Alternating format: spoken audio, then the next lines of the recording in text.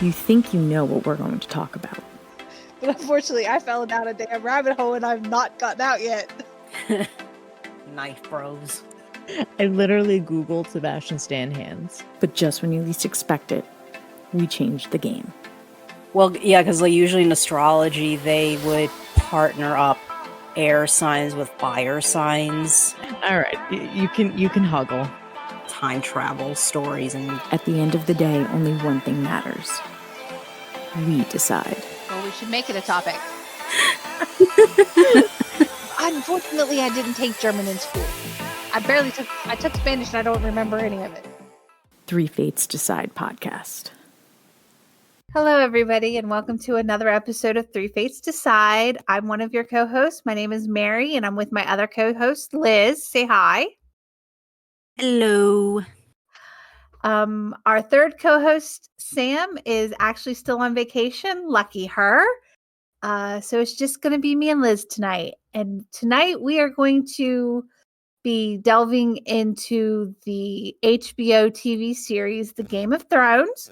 We did last week we focused more on the books by George R.R. Martin, A Song of Ice and Fire, and the subsequent books.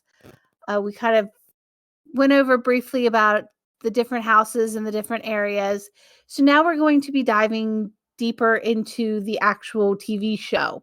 So it was 8 seasons long, and we're just going to kind of briefly go over the plot points of each season, and then we'll be talking about kind of the surprising twists that may or may not have happened per season, and what we enjoyed and didn't enjoy, and what we thought could or could not have been done better. Oh, yes, we will. We totally will. Yes.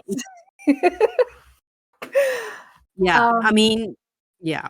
I think this could be kind of interesting because, as we kind of mentioned in the previous episode, Mary mostly watched the TV show and didn't get far into the books. Unfortunately, Yeah. that is something I Yeah. am planning on rectifying. I really am. I just haven't had a chance yet. Right. Meanwhile, I'm like, I actually started out reading the books first, and then I watched the TV show. Just to make it really quickly, I'm actually one of those people where like I heard like there's this new TV show on HBO, Game of Thrones, and then I was like, what's that? And then I find out it's based off a book series, so I was like, okay, you know what? Let me read this book series and see what's the deal with this thing. And what's the fuss? So I read the books first, and then later I coughed up the money to actually watch the TV show. So I'm kind of going about it in almost like the opposite direction that Mary is. Like she's mostly a TV viewer and gradually getting into the books, and I'm the other way around. So yeah, it'll be interesting different perspectives on it to a degree. It will. Yeah. So we're gonna jump right in and start with season 1. And season 1, it was 10 episodes long. It kind of focused more on introducing a few of the major players that'll be out throughout the rest of the series. It starts Beyond the Wall, and then it goes, and we meet a few of the Night's Watch and Castle Black. Then it moves to Winterfell in the north, where we meet the Stark family. The head of the Stark family is Eddard Ned Stark and his wife Catelyn Stark, and we find out that the king Robert Baratheon is on his way to Winterfell to visit and stay. He's bringing his wife and children to visit because he was betrothed to Ned Stark's elder sister at one point until her death, which we will get into at a later date. He is actually there to ask Ned to become the Hand of the King, following the death of the previous Hand of the King, Jon Arryn, who we will get into at a later date of who he was and his role to play.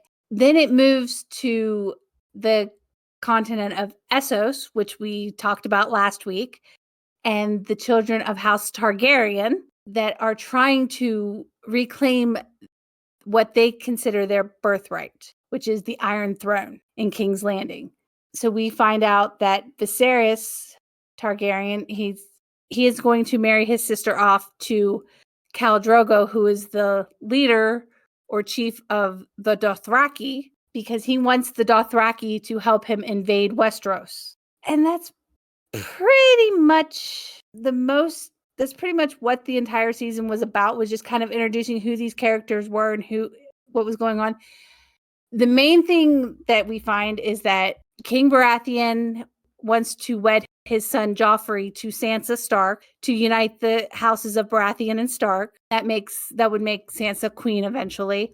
And so Sansa and Arya and Ned all go south to King's Landing to when they go back, because Eddard has taken on the royal hand of the king. Unfortunately, we have a mishap, and we find out that Jon Arryn was murdered, and Ned is trying to find out who did it, and he digs a little too deep and hits a little too close to home. And in a surprising plot twist at the very end of episode 10, Ned Stark loses his head. Right.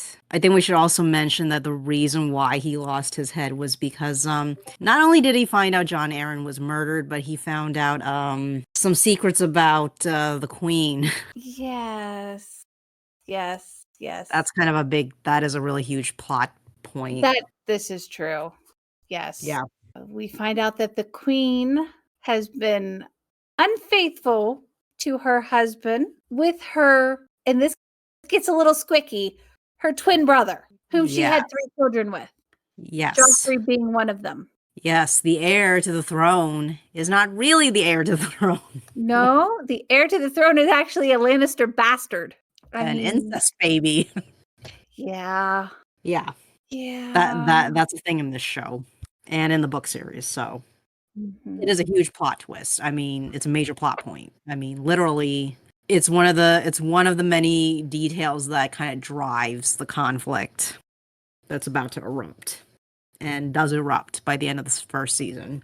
Yeah, we kind of also should mention that one last bit about those Targaryens that you kind of brought up before. Kind of a big thing that happened at the end of the season too.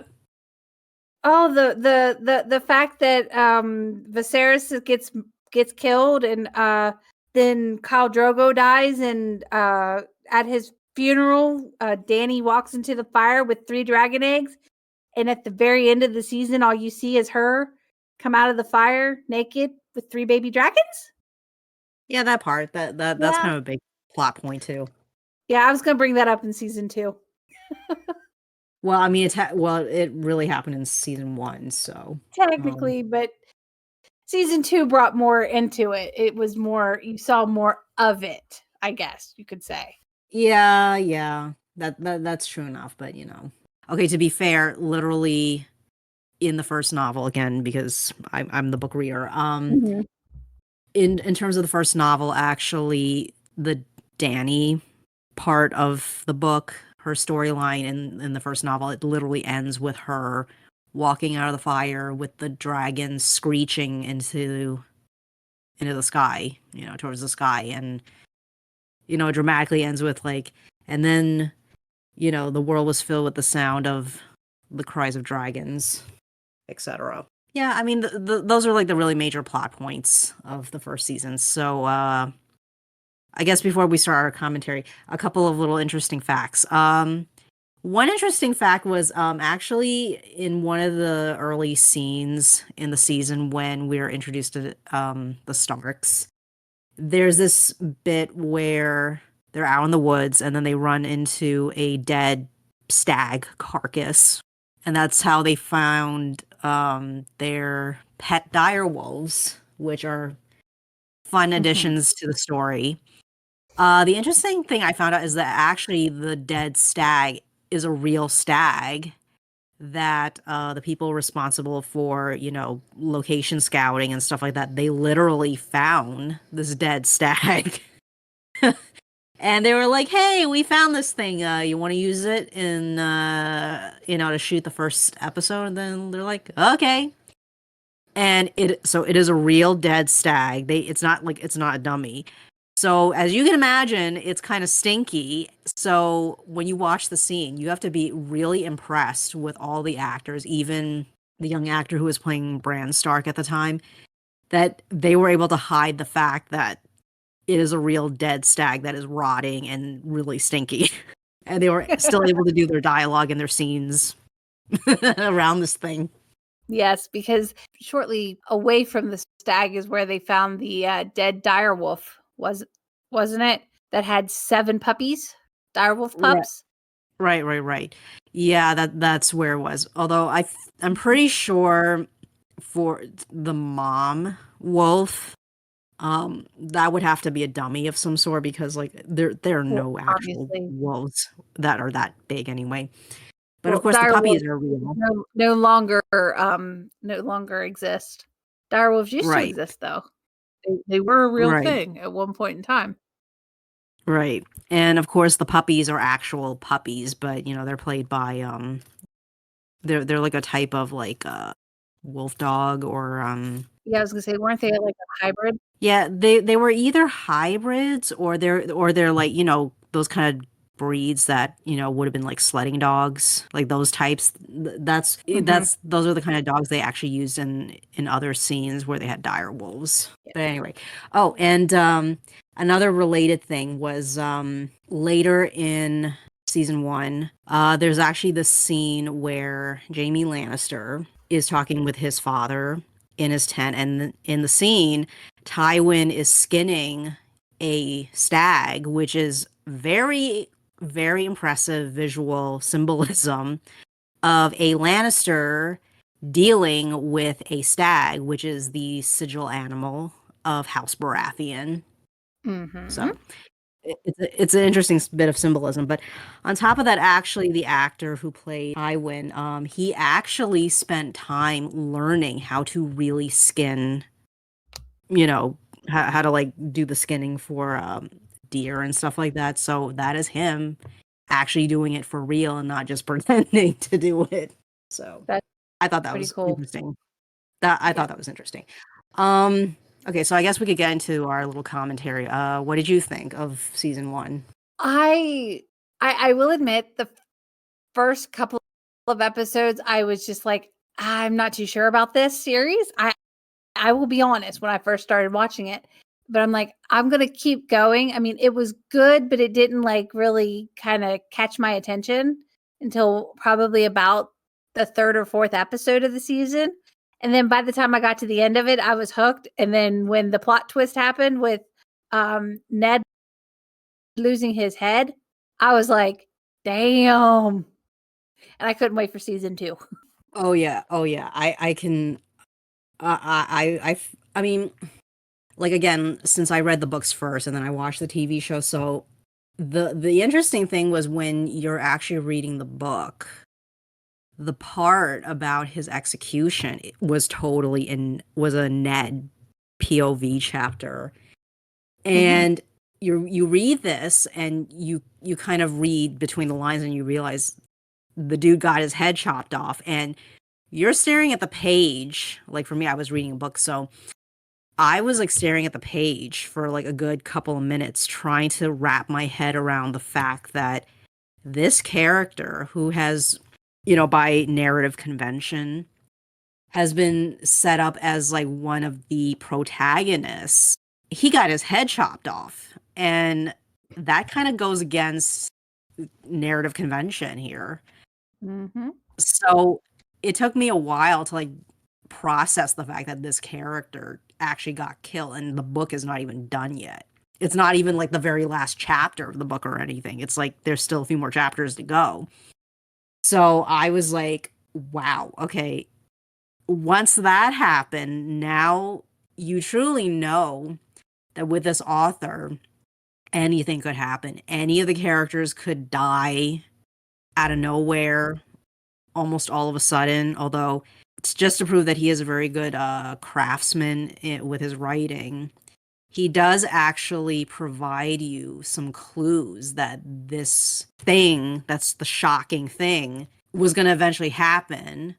It's just that if you weren't paying attention, you would be completely shocked by it. But if you were really paying attention, you wouldn't have been surprised in reality. It's just that the only thing that would be surprising is that he actually does that. But, because again, if you paid attention, there were subtle clues pointing to the fact that, yeah, they are totally going to kill this guy. They are going to totally kill him one way or another because this guy knows too much. Yeah, but I figured it might happen in like season 2 or 3. I didn't expect it at the end of the first season. I know, Was I my know, thing. I know. It's like No, I know. I knew it was coming because for one, the actor who played Ned Stark pretty much dies in everything he's ever been in. Right. Oh yeah, So Sean Bean. it's like the minute I saw it, I was like, yeah, he's gonna die. Eventually he's going to die.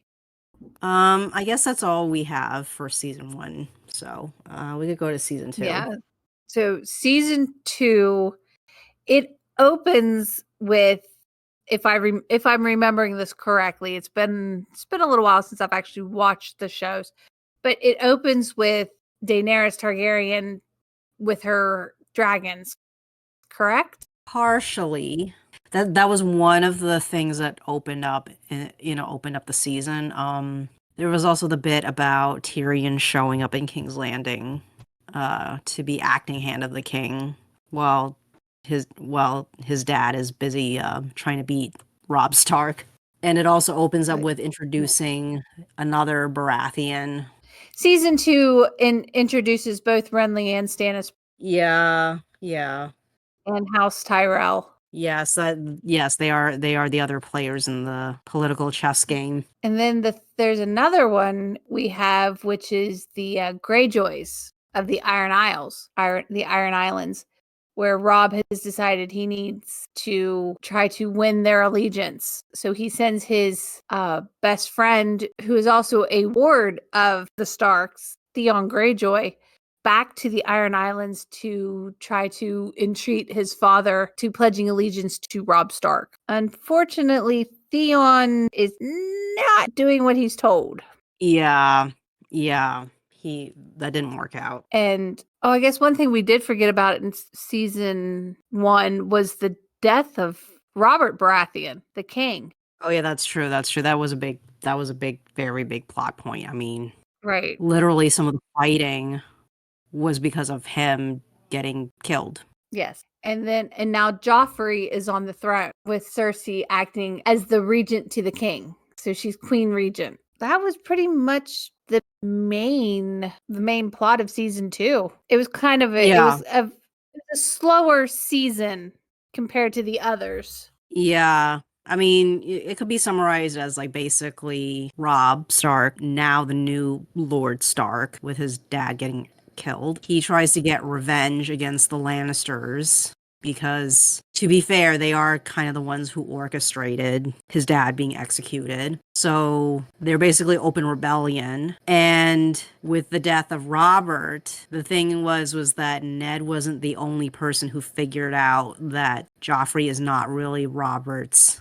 kid, but one of his brothers figured it out as well. So technically, his brother should have been the king because he is in fact a Baratheon and would therefore be the actual heir since he has no legitimate children. So Stannis, the brother, is trying to fight for the throne and get rid of Joffrey because again, the argument is that Joffrey's not really his kid, so he has no rights to this throne. Mm-hmm. I should be the king.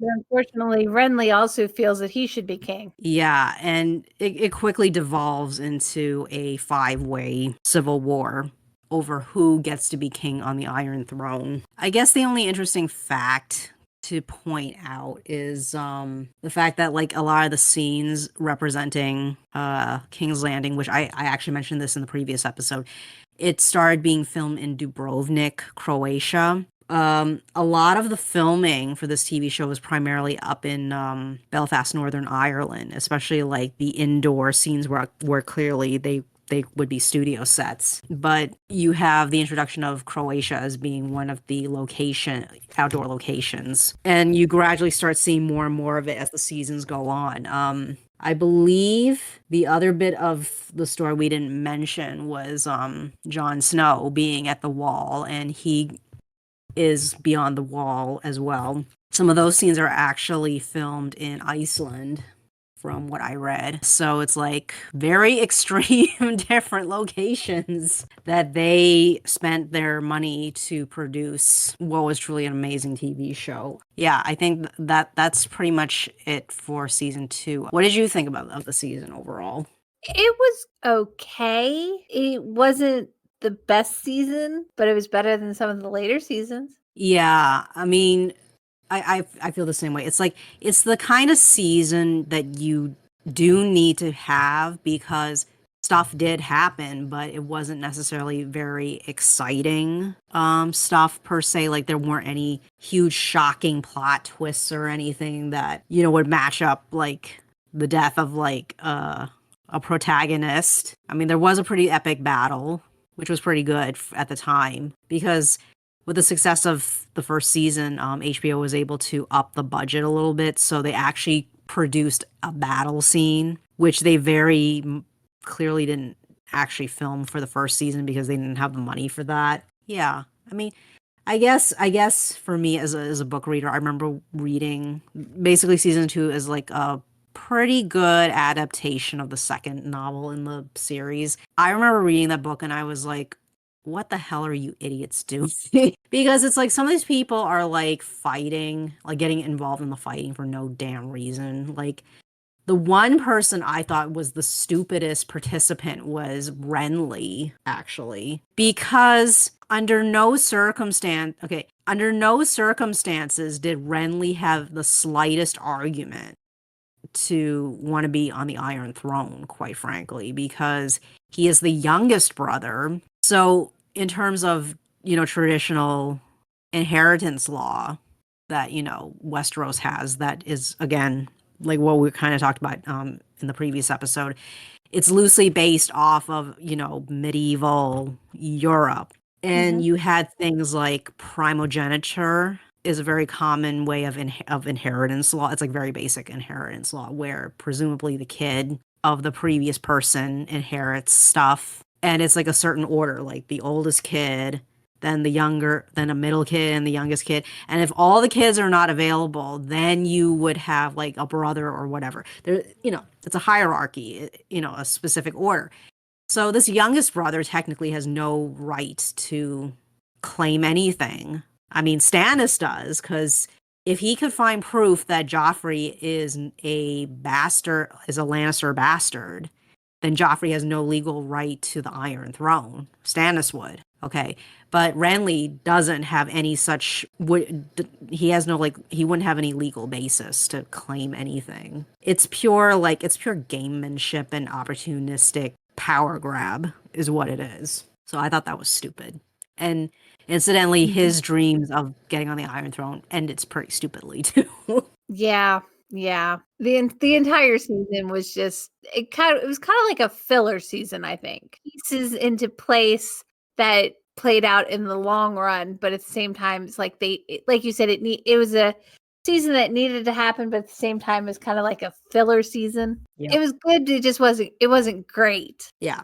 I guess if that's it for the second season, then we'll move on to season 3, which the excitement ramps up. Yeah, God, yes. Yes. Season 3.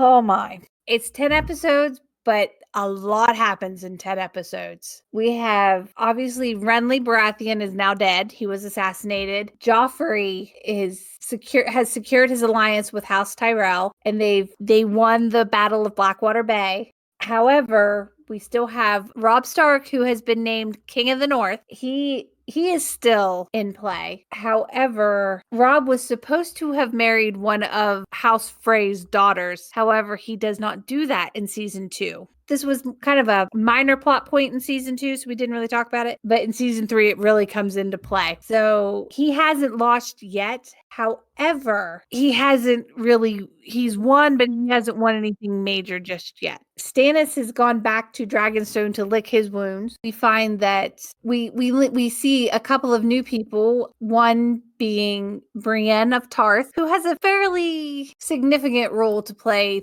throughout the rest of the seasons. She is taking Jaime Lannister, who was captured in season 2, back home. Theon has to face the consequences of what he did when he tried to take Winterfell for himself and failed miserably. Tyrion and Sansa are still in King's Landing, and they are now trying to survive the new political climate as is. Daenerys is on her way to a place called Slaver's Bay to try to raise an army to sail across the sea and take back Westeros and the Iron Throne. And up beyond the wall, we have what is known as the White Walkers. They've been a threat that has been whispered about. However, they're on the move. And we finally see them in season 3 more so than we did in the first 2 seasons. They were hinted at in like the very opening episode of the first season, but afterwards they're just kind of like whispered about. Like they're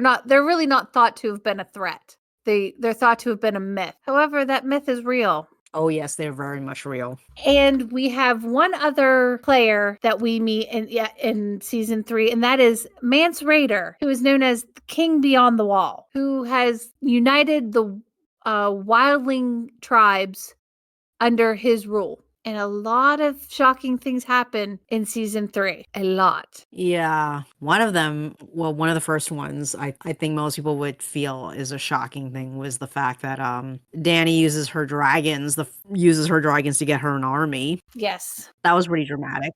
That is pretty dramatic. There's also the fact that both Tyrion and Sansa are being punished by being forced to marry. And Tyrion, as most people know if you've read the books or seen the show, is a dwarf, and Sansa is obviously a normal sized woman. Yeah. That was kind of, it's not as much, that was kind of a shock, but it wasn't as shocking as what happens to Robb Stark, Catelyn Stark, Robb's wife, and most of the northern armies. Yeah, the Red Wedding was pretty bad, yeah. We have something called the Red Wedding that happens. And that is when Edmure Tully is to be married to one of Walter Frey's daughters. And at their wedding, after the wedding, they're still celebrating. However, House Tully and House Frey align and have been paid off actually by House Lannister, which you find out at the end, and basically murders them all in revenge of Robb having the audacity to not marry one of the Frey daughters, and 2, for having the audacity of trying to rebel against the true king, which everybody says is Joffrey Baratheon. Yeah. I mean, that's pretty much the big final shocker of the season. Any other plot points we should mention, or? I think it's pretty much about it, really. I guess in terms of like interesting facts to mention, apparently at the infamous Red Wedding, in the scene, there's like a band playing, and apparently the drummer from Coldplay was one of the extras. Which I thought was pretty funny. I didn't know this until like I read about it like afterwards, but I thought that was kind of funny. What did you think of the third season? It was good. There was a lot more happening in the third season than the second season, obviously. There was a lot of shock at the Red Wedding because literally almost all of your protagonists are now dead. Right. And you're like, damn, this man just like he really keeps you on your toes with. I can only imagine what it was like when you read the book and read that scene. Yeah. Oh, actually, I just suddenly remembered.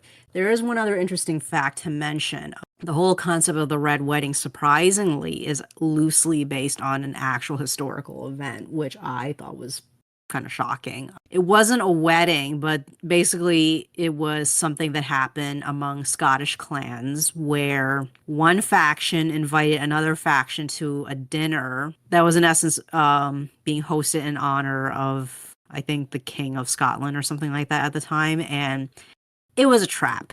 It was a total trap. And a lot of people got murdered there. And of course, it was called the Black Dinner. So you guys can totally look this up. It is a thing that happened. Yeah, I have to say, like, when I read The Red Wedding in the book, it was very shocking. And again, like with Ned's execution, I had to sit there for like a minute or two to like really process that oh my God. Oh my freaking God, this is happening. And the thing was that what made it particularly sad to me as a reader was the fact that it was a Catelyn chapter that this was happening in. So you're reading this horrific massacre from the perspective of a woman who is watching her firstborn child being murdered in front of her. And she's like watching all this craziness and she's struggling to figure out what to do. And I thought the chapter was particularly sad because the way it ends is that she can feel somebody behind her, like grabbing her in like almost like a chokehold. And she could feel the knife pressing up against her throat. And her last thought is like, don't cut my hair.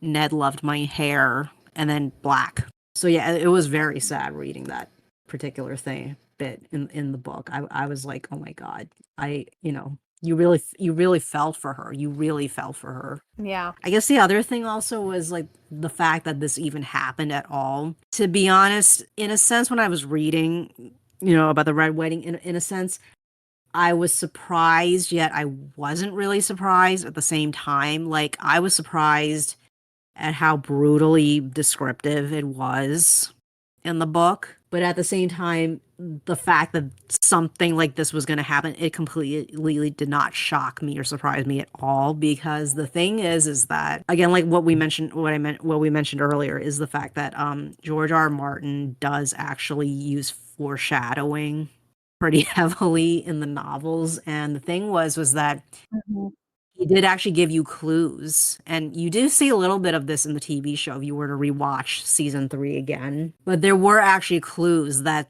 something was going to happen, because the thing with the Freys, especially Walder Frey, was that a lot of times, almost every time he gets mentioned in the story, one of the characteristics that pops up that gets mentioned a lot about him is that he is a bitter, spiteful old man. So you have been warned on several occasions that you are dealing with a spiteful old man who is greedy for money and power and whatever. So you think that breaking a promise with a guy like this is going to end well? Yeah. I mean, yeah. So, when Rob doesn't marry one of his daughters like he was supposed to, you should already have in the back of your mind that this guy is not going to just sit down and take it. The fact that he co-orchestrated, a massacre at his daughter's wedding shouldn't actually shock people, but it does. It's still shocking just the same, even if you do kind of expect something. It was crazy. Yeah, it was. It was really crazy.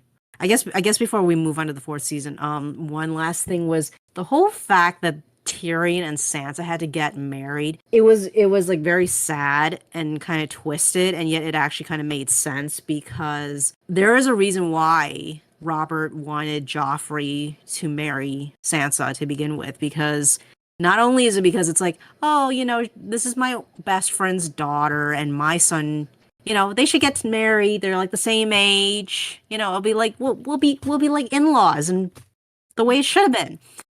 It's not just that. It's a political advantage thing. There is a practical advantage thing. I mean, with somebody ambitious like Cersei Lannister, the Lannisters in general, knowing her, she would have protested any of her babies marrying somebody that she doesn't approve of, and yet she pretty much approved of the idea of her son marrying this girl. Well, why would that be? Well, it's because by marrying this girl, her son would get connections to some pretty major families in Westeros. It's politics. It's all politics. I mean, she's a Stark, okay? So her family's the ruling family of the North. Her mom is a Tully, so her grandpa is the ruler of the Riverlands. And Catelyn's sister, so Sansa's aunt, is married to the late Lord Aaron, who was the ruler of the Vale. And she has a son who is now the new Lord of the Vale. So Sansa's cousin is the ruler of the Vale in essence. So she's connected to 3 powerful families in Westeros. So you kind of think that you would want the heir to the throne to marry a girl who has these connections. So yeah, so the fact that they changed the groom to Tyrion, it still fits the power grab thing, the politics. But of course, as a both as the audience and as a reader, it's kind of creepy because you have grown up marrying a teenager. And in actuality, it's kind of worse in the book because they aged up the characters for the TV show. So in reality, in the novel, Sansa is actually like 12 and she's marrying a guy who's like in his 20s. Yeah, that is a thing. Yeah. So I guess we'll go on to season 4. Season 4, a lot happens with Robb Stark and his mother and wife, and most of the Northern Army is now dead. Joffrey feels like he's won because they won the Battle of Blackwater, though it's actually his grandfather who the victory belongs to, and which is Tywin Lannister. And Tywin has granted the Boltons rule of the North, so they are on their way to Winterfell to basically take it back and take over. The Ironborn, which is the Greyjoys, they are actually being hunted down and killed by the bastard son of the leader of the Bolton of House Bolton, which is Roose Bolton, his son Ramsay Snow, because in the North, the bastards are given the last name of Snow. And Ramsay is he is sadistic, is the best way to put it. He is a psychopathic, sadistic person. Stannis Baratheon is still trying to take over. However, he's not really doing well with that. Has turned his attention to Mance Rayder and the wildlings that are marching towards the wall. They've now the Lannisters have secured a alliance with House Tyrell by promising Joffrey in marriage to Marjorie Tyrell, which is the daughter of Lord Mace Tyrell. There's only 2 kingdoms that have kind of kept out of the War of the Five, and that's the Vale of Arryn and Dorne, which we kind of learn more about the Vale of Arryn in this season.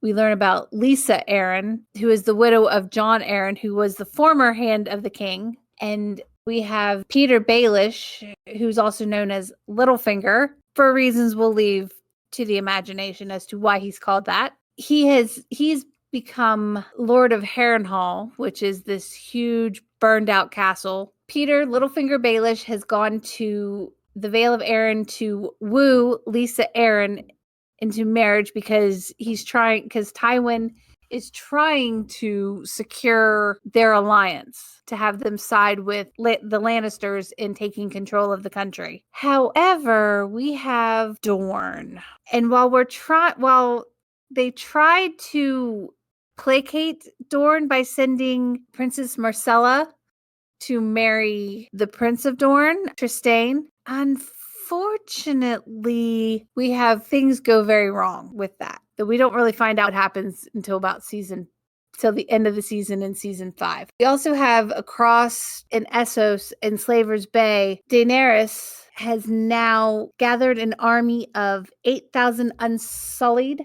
warriors. She has declared herself, she will declare herself as the Queen of Meereen, which is the last of the 3 slaver cities. And across and beyond the wall, the Wildings are under Mance Raiders, and they're trying to go south because they know the White Walkers are coming and they know what's going to happen if they stay in the north. There's a lot happening in this season. One of the shocking events that is a huge plot point is that at Joffrey and Marjorie's wedding, Joffrey gets poisoned and Joffrey drops dead. Mm-hmm. And that's kind of a problem when the king drops dead at his own wedding. The primary suspect for this is the last person to have provided food or drink to Joffrey, because evidence was pointing to Joffrey having been poisoned because he started coughing not too long after he was drinking some wine. And of course, who was the person who poured the wine for him? It happened to be his uncle Tyrion. So now Tyrion becomes primary suspect number 1. And as his child bride, Sansa is his accomplice, apparently. So he gets arrested and somebody sneaks Sansa out of there. And then we have Tyrion on trial. And he is very much aware that evidence is being stacked up against him, even though he claims that he has nothing to do with Joffrey's death. So he decides to declare trial by combat. And he has to select a champion. And guess who is his champion?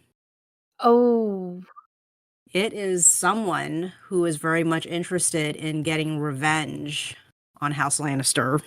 Yeah, that was where the Martells kind of come into the picture, because they kind of have some beef with House Lannister, because an event that happened 20 odd years earlier was that their sister was brutally murdered by a Lannister lackey who just so happens to be the champion representing the crown in the trial by combat. And this is the perfect opportunity for House Martell to get some revenge happening by killing this guy. So, of course, Oberyn Martell, who happens to be a Martell in town for this trial, he decides to be Tyrion's champion. And oh my gosh, that trial by combat was intense and insane. Then we get some dramatic battle at the wall. That was pretty good. Very well shot. Johnny got to be almost like a commander in the battle, where you had the wildlings attacking and the Night's Watch standing their ground and eventually beating them.